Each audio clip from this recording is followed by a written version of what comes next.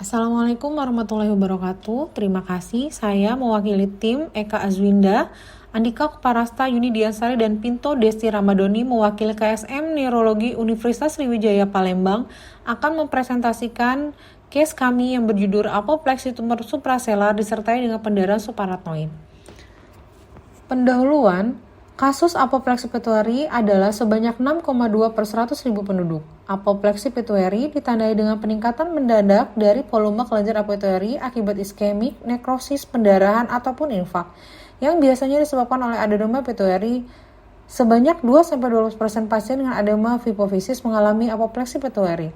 Perjalanan penyakit apopleksi pituitari yang sulit diprediksi, pada beberapa kasus, pasien dengan apopleksi pituitari dapat mengalami perburukan secara mendadak. Pada kasus lainnya dapat sembuh secara spontan, baik maupun tanpa gejala klinis.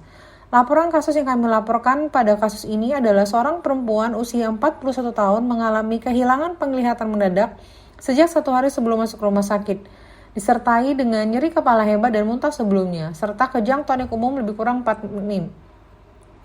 Pasien memiliki hipertensi yang tidak terkontrol. Pada pemeriksaan fisik ditemukan tekanan meningkat 179/90 meter raksa, nistagmus panduler, adanya kaku kuduk, paresis nervus 6 pada mata kanan dan kiri, persepsi cahaya NLP pada mata kanan dan kiri, atrofi papil bilateral, dan adanya quadriparesis tipe spastik.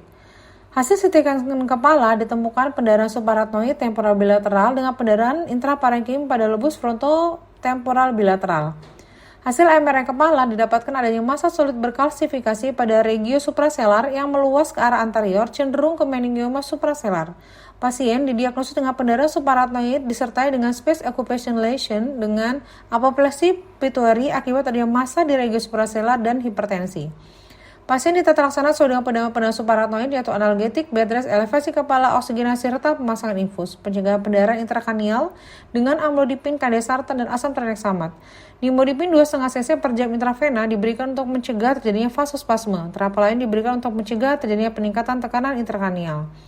Diskusi, sakit kepala hebat mendadak disertai mual dan muntah tanpa riwayat trauma dan temuan kaku kuduk mengarahkan pada pendarahan subarachnoid dengan tanda peningkatan tekanan intrakranial. Peningkatan tekanan intraselar juga menyebabkan opresi dan iritasi meninges, gangguan penglihatan mendadak karena penekanan pada nevi cranialis 2, 3, 4, dan 6. Papil atrofi kedua mata menunjukkan adanya progresivitas pada massa. CT scan kepala membuktikan adanya pendarahan subarachnoid temporal bilateral dan pendarahan intraparenkim frontotemporal bilateral. Hasil MRI kepala didapat adanya massa solid berkalsifikasi pada regio supraselar yang meluas ke arah anterior cenderung ke meningioma supraselar. Tata laksana sesuai dengan pedoman pendarahan subarachnoid yaitu analgetik, bed rest, elevasi kepala, oksigenasi, dan pemasangan infus. Pencegahan rebleeding pada kasus ini diberikan amlodipin, kandesartan, dan asam tranexamat. Nimodipin 2,5 cc per jam intravena diberikan untuk mencegah terjadinya vasospasme. Terapi lain diberikan untuk mencegah peningkatan tekanan intrakranial. Pada kasus ini tidak ditemukan demam, riwayat infeksi, serta faktor resiko lainnya, sehingga diagnosis banding infeksi dapat kami singkirkan. Terima kasih.